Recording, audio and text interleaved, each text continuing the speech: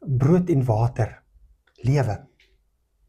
Vir baie jare het ek gesê dat God vir my sorg.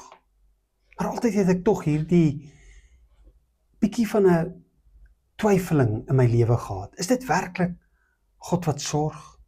Of moet ek iets doen? Wat kan ek doen? Wat kan ek bydra? Dis maar eers in die laaste paar jare waar ek besef het hoe God in elke dingetjie voorsien. En hoe alles wat my aan die lewe hou, uit die hand van God kom. Hoe God alles van die begin af verander.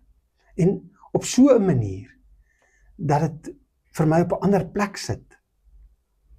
Terwyl ek hiermee te doen gehad het, en gewonder het, en dit nagedink het, het ek ook gewonder oor die vertrouenskwessies, wat ons in die Bybelse mense sien.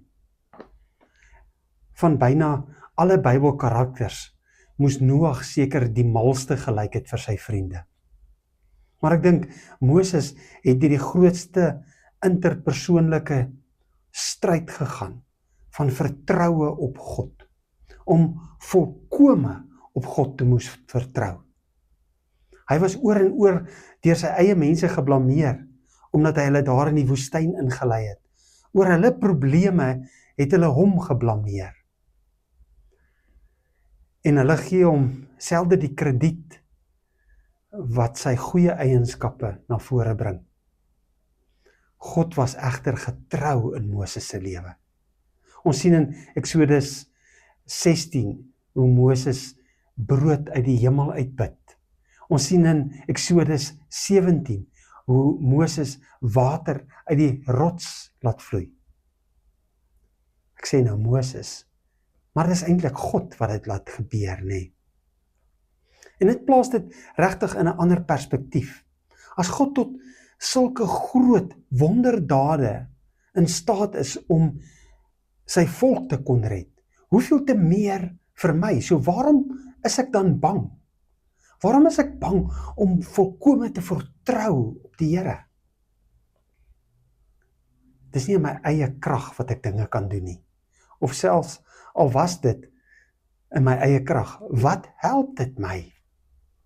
As ek my vertroue in my eie vermoëns moes plaas, hoe sou ek dan in my verhouding en my vertroue tot God gegroei het? Soos Moses moet ons bereid wees om te doen wat God vra, sonder vrees, sonder huiwering.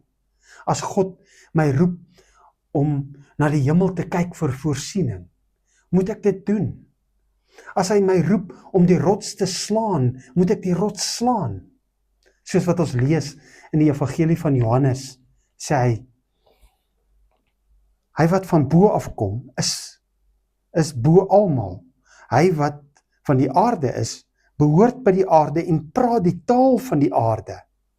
Hy wat uit die hemel kom, is bo almal. Na wie toe moet ons opkyk, wanneer ons 'n behoefte het? Na wie moet ons soek?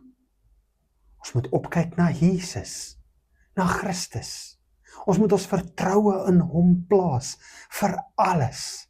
Ons moet hom vertrou vir elke dag se behoefte. Ons moet hom vertrou vir beskerming en voorsiening. En ons moet aan hom vashou, want hy beloof dit. Kom ons pleit by hom in die naam van Jesus Christus.